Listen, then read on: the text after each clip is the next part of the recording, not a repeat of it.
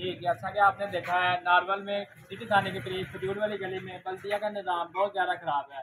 Complain करने के बावजूद कोई सुनवाई नहीं है, दुकानदार डिस्टर्ब है, काम आगे कोई नहीं है।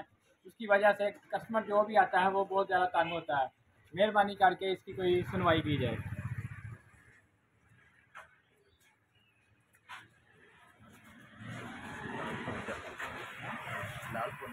जी, ये देखें आप किस तरह नालियों से पानी सारी दुकानों के बाहर खड़ा है। ठीक है, नमाजी नमाज नहीं पढ़ सकते, बच्चे स्कूल नहीं जा सकते, कस्टमर बहुत ज़्यादा तंग है। आपके सामने सारा कुछ।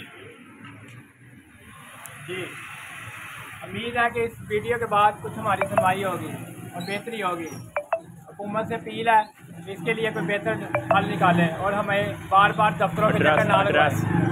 एड्रेस अपना बता दें भाई। एड्रेस खजूर वाली गली, नल सिटी थाना, सलमान की सेंटर, नारवल।